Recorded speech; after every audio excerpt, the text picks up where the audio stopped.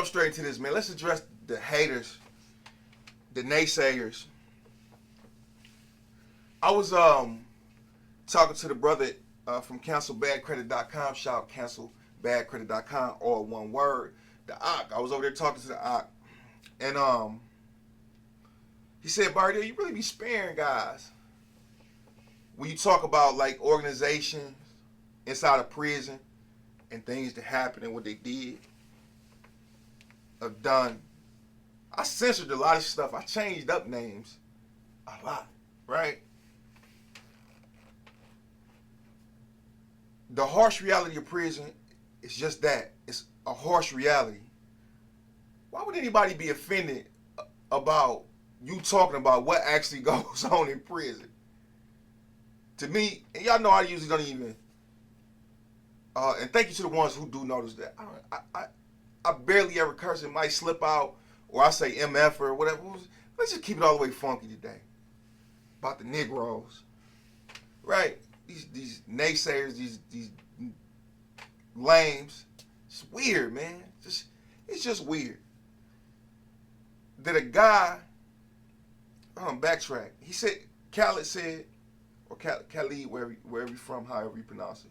It's where you're from, depends on. He said, you say something, you spare some of this stuff. You don't really get into too much detail about the stuff that do go on.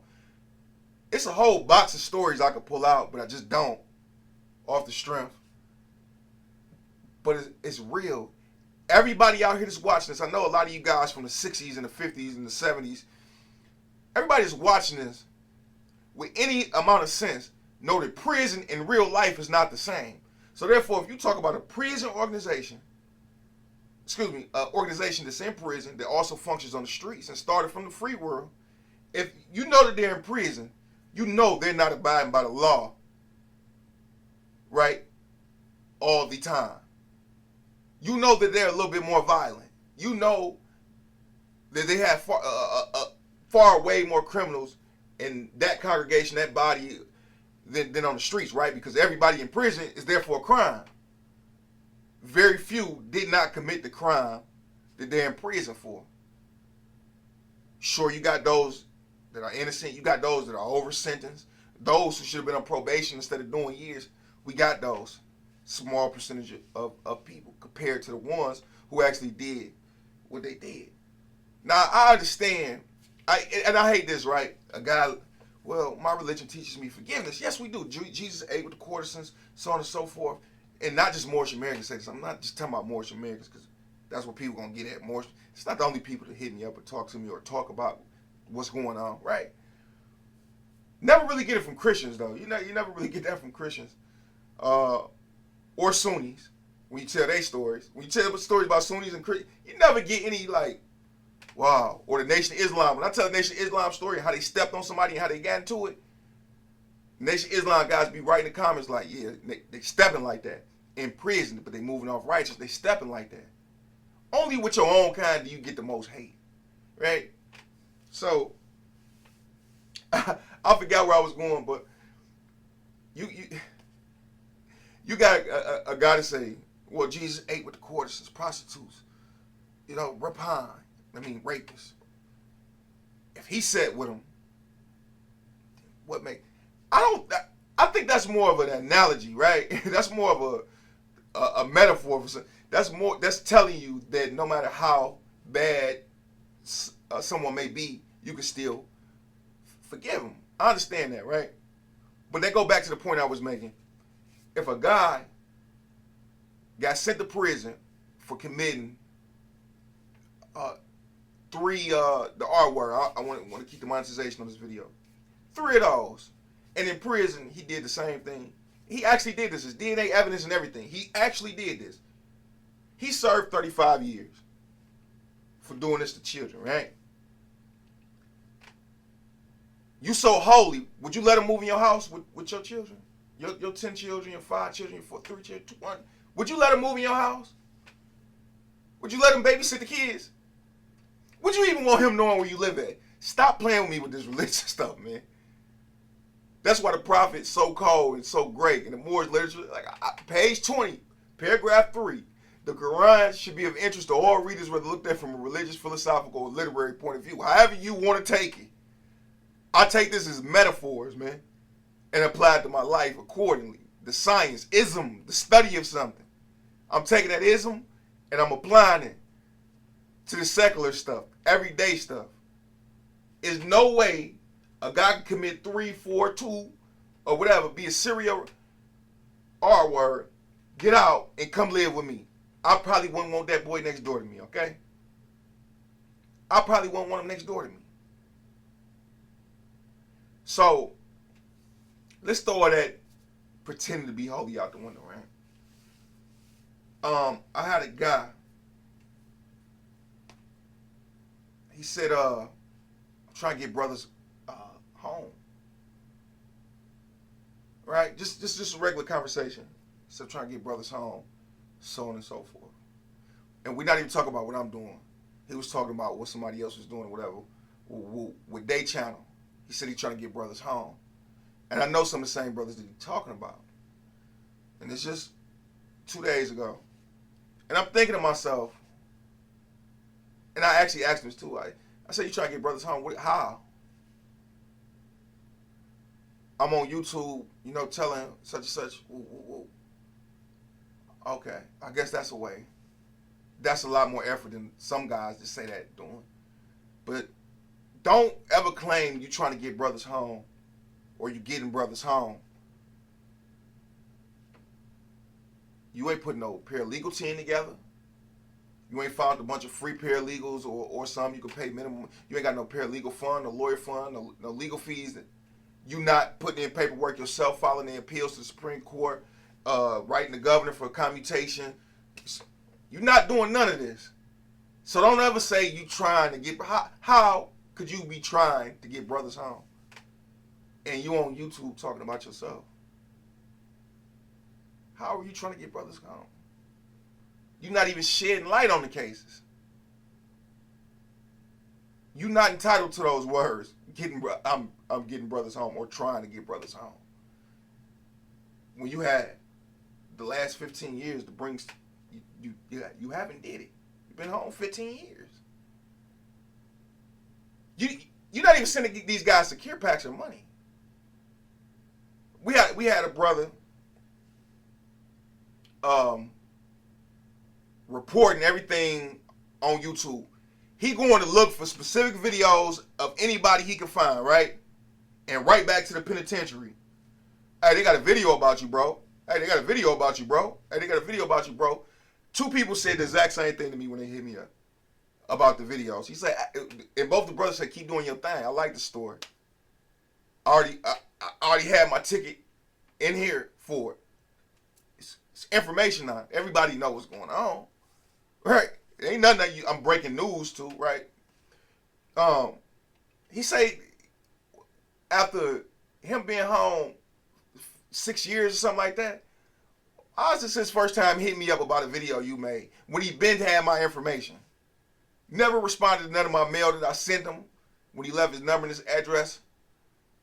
Is he even still living there? Yeah, he ain't even sent one piece of mail in 6 years or something like that, right?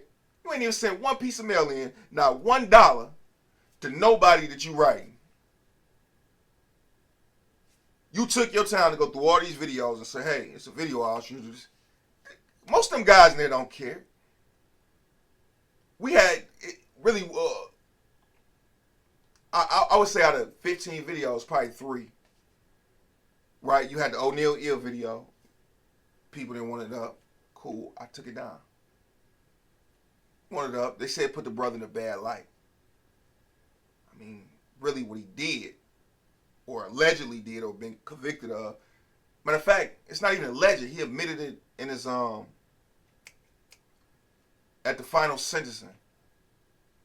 Right? At the sentencing day when they asked you got a comment and he apologized for his actions. And if he do, they're gonna bring that up too if he ever did get back on appeal. Now, I don't think he ever went to appeal with that case because so many witnesses.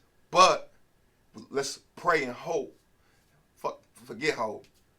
Let's pray, and when we in better positions to help influence law. Let's hope a law change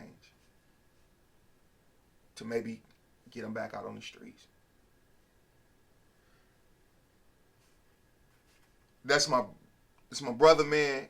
And with this, I struggle sometimes, man. Like, you live in one reality, but sometimes you live in a real reality, right? Where you like, damn, that's my brother, man. I would love for him to be home on the streets. He seemed like a great guy. But then you look at a guy crying, you be like, damn, man, hey, dude, I don't want to. You don't want to go to get no problems with him out here. Would I even hang out with him if he came home? It's kind of like, you know what I'm saying? I had a guy I used to, a Atlanta guy in level 5. I used to kick it with heavy, and he's supposed to be getting back on the pill or whatever. When I come home, I look at his crime, right? Okay, you got the body over drugs or whatever. And then I scroll down some more.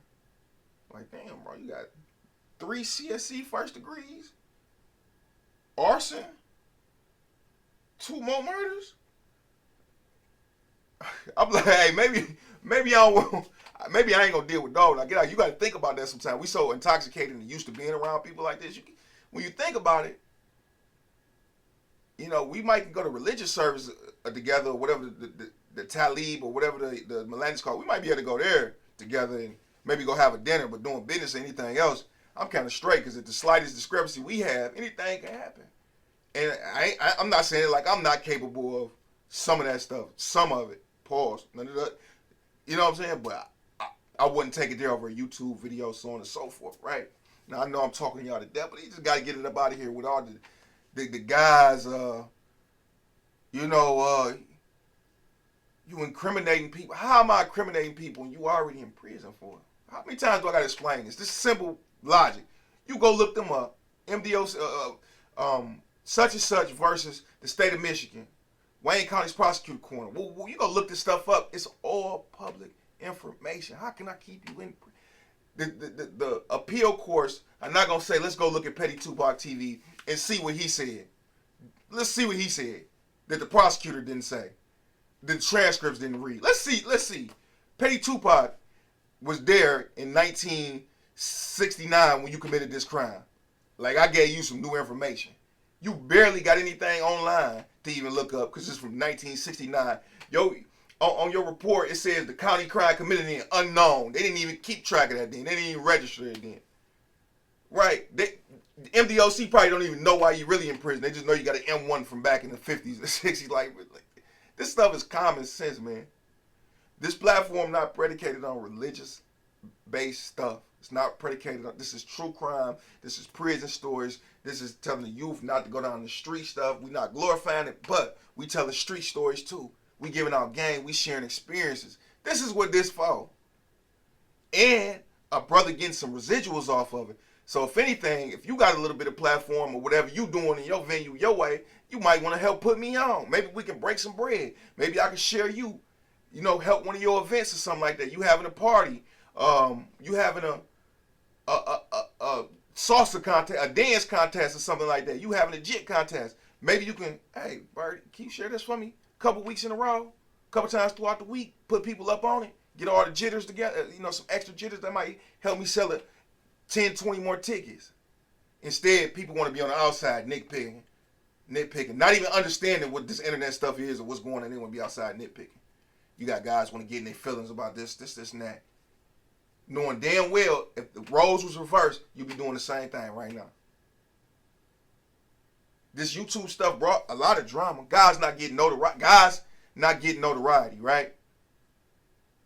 Guys ain't been getting notoriety, and they mad about it. Damn, why you always talking about Rumor Bay? He don't talk about me. Why you always say Giovanni will put him on the temple? Why you always talking about him? Man, why you always talking about Lil Jerry from Southwest? This is I'm not just talking about Moors. There's plethora of guys. Oh man, Lil Jerry, a rat. Why you don't never say you're a rat? Why you taking up for 4-2 Twin Mike? Baby James said a bunch of boo-boo. You need to take this down. Woo, woo, woo. If I took down every video somebody didn't like, I wouldn't have done. Some videos I don't even remember I did. I got 400 videos on here, not even including the shorts.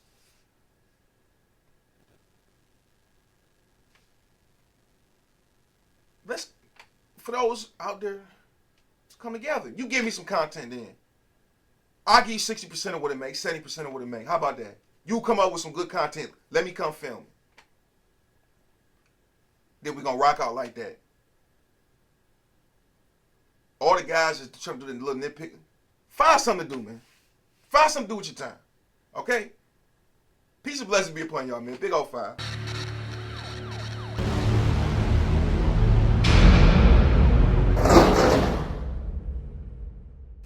What up, though? Y'all know how it goes. Smash, like, subscribe, comment. I don't care what you comment, long as you comment. You dig. Peace and blessings be upon all y'all, man. Big old 5.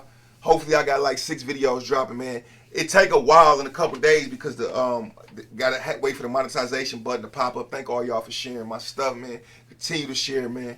Continue to share. And then all the people that's been seeing me in public, just notice me. Big 5 me when you see me.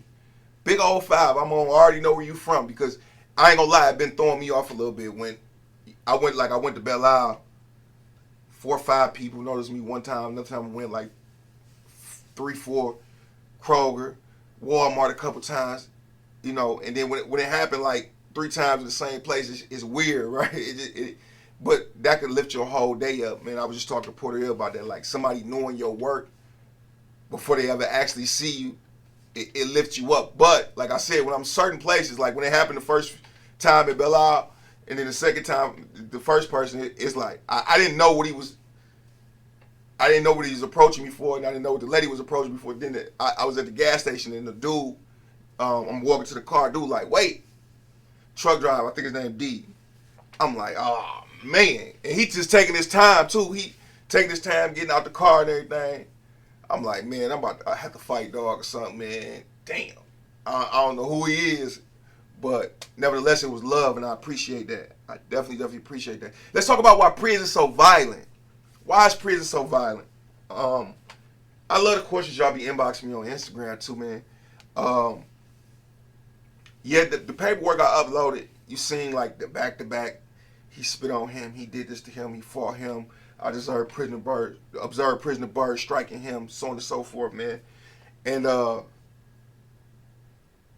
it made me think back on my actions. Like, damn, I was wild, and I became so accustomed to that so quickly because I convert to whatever environment I'm in. I didn't know who I was looking back at some of this stuff. Like, and then the stuff that it was over, it was like, man, bro, we really over here fighting over noodles and annihilators and stuff like that, man. But that's prison for you, man. Prison is a condensed version of the hood, right? Or excuse me, not the hood, but just the ghetto in particular, right? It's like a condensed version of the ghetto. You got a guy from every hood in Michigan, some from other states. You got a guy from every hood in Michigan. Every hood in Michigan. Damn near every city in Michigan. In one spot. You got guys who are killers, serial killers, thrill killers, rapists. You got thieves, the robbers. Thieves and robbers are the same thing, but when I say thief, I mean more like stealing. When I say rob, more like taking. You got car thieves, scam artists, pimps, prostitutes, drug dealers, wanting to be drug dealers. You got every type of criminal in there. You got the highest of the highest narcissists. You got the highest of the highest violent people. You got some of the most respectful people. You got some of the most religiously fanatic people, right? You got people who tried to start cults, people who were successful at starting cults. You got people from just every walk of life, former lawyers, former police officers, former union reps, former factory work, everywhere, man. In one spot. You got 1,500 dudes on one compound. You got 150, 140, 130 people in one unit with 3 microwaves, with 4 4 showers. Like at Earth, it was 4 showers for like 150 people. Three microwaves. What is it? 3, 6, 12 tables to seat 4 people. If my math served me correct, that's 48 people could sit down. You got guys who've been in 23-hour isolation for 20 years, 30 years. You got people that did a year or 2 in a hole, and some people not strong. It affects some people differently. Some people go in for a few years, come out, they pretty decent. They might got social anxieties or whatever, but they gonna work that out. You got some guys going there and lose their mind because they don't know how to read and write. They don't like reading and writing. They don't rap. They don't write music. They don't play chess. So they just sit in their room miserable all day. Nothing to do for 6 months, 7 months, a year, 2 years. And when you put them back out in the general population, man, you've been on the phone 12 minutes, 32 seconds, and 0.3 of a second, man. Hurry up. They don't know how to talk to nobody no more. They lose their mind in there. That time does something to you. It's just not, you go in there, you be bored. You go in there, you get in a few fights or whatever. You get through your time like it's easy. People think that you just go to prison and you live there and time just passes by. No, you got stuff going on every day. The worst feeling in prison is having a good dream about a woman. You got 3 women tonight. You having a dream, the time of your life. You got Rose, you got Don Julio, Ciroc, Patron, Deleon, and everything going well. Then you hear Bunky, breakfast. That'd be the worst. That'd be the worst to have all them outside dreams and then wake up inside. Boy, I was sick when that happened to me, man. You got a guy in there that been down 40 years. He came to prison. This true scenarios, I'm telling you, true. He come to years. He come down with 2 natural life bits. He been down 40 years. When he came to prison at age 19, he had 10 brothers and 5 sisters, and he only got 1 left now. He don't get no money from the outside world, just a letter every now and then. You know how miserable that man is? I don't heard men sit up and talk about, I don't mind hitting one of these young guys, taking one of these young guys' eyes out. I could murk them, but I'd rather send them home with 1 eye. Guys better not play. And then he actually did this maybe a week later to a guy. Sent him home with 1 less eye. You got people that never knew how to control themselves. Their parents or nobody in society ever made them take accountability and responsibility. So when you miss those stages, now they're never wrong. They're never wrong. They could bump into you and they feel like, even though they bumped into you, you should apologize first. You got guys that really reason like that. You got guys with no social skills that don't know how to do nothing but take his frustration out on you in an argument. Turn a small situation, small discrepancy. Hey, bro, I told you give me a chili noodle back. You gave me a chicken.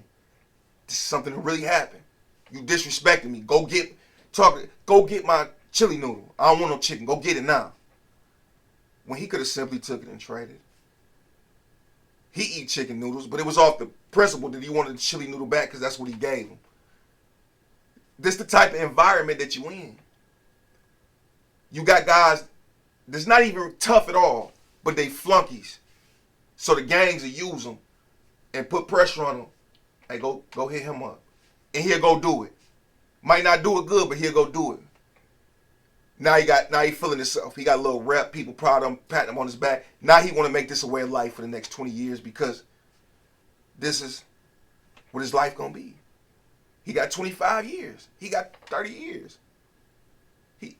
He addicted to putting in work now. You got guys that just want the biggest reputation ever, the biggest blood reputation, the biggest GD reputation. Everybody's seeking this every day on every yard. Everybody want notoriety. That's why when you hear guys, like a guy told me, he said it was a situation between one of my homies and a female. My homies, I had a homie, a male homie and a female homie together, right?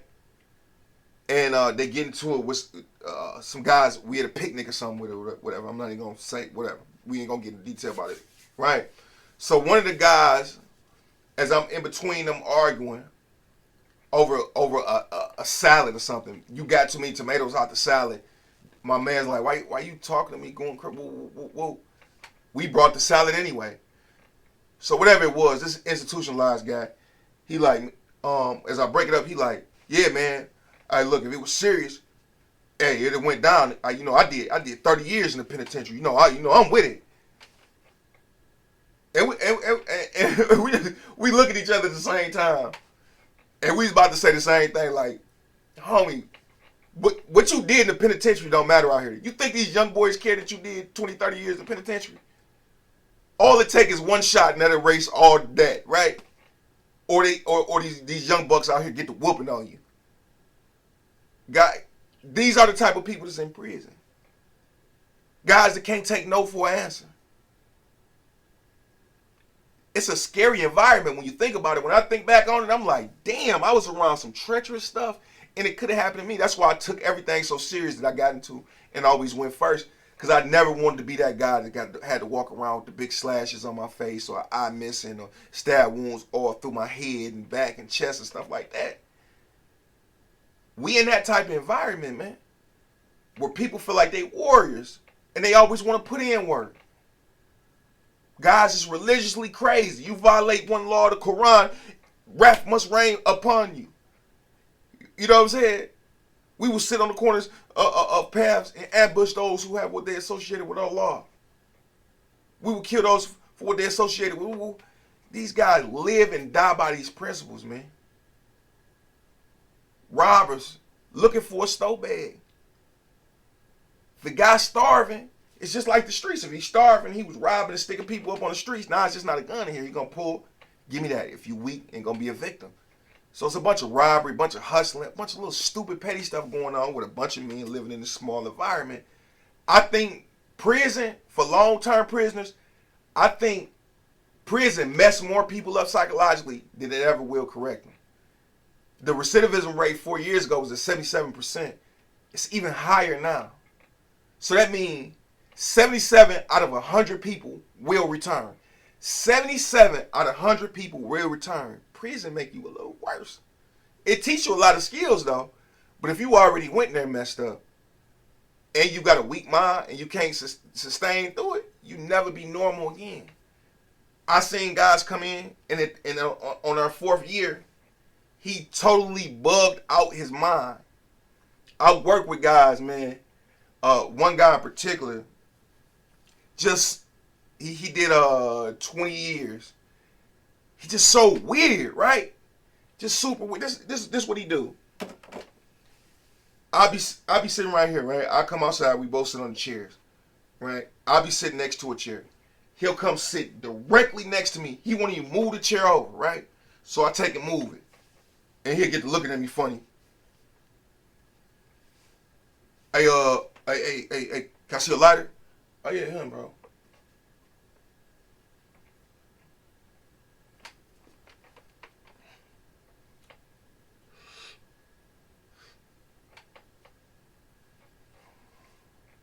And keep looking at me out the corner. The whole time he out there, I keep catching him looking at me.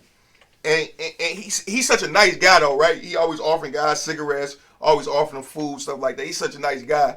I never really want to say nothing to him, you feel me? I'm one of them type of people that just, at work, in the work environment, I just deal with it. You dig what I'm talking about?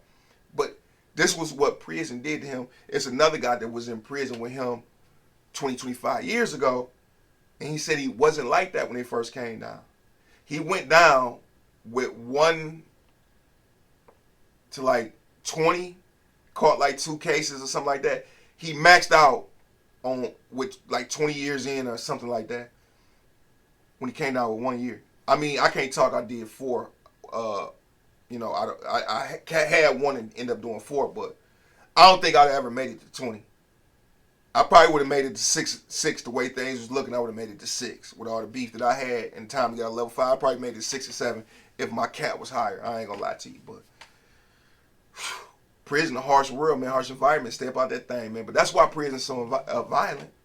You protect the worst of the worst and the best of the best and the mid of the mid and put them in one place and put gangs and religion. Something bound to happen. Peace and blessings.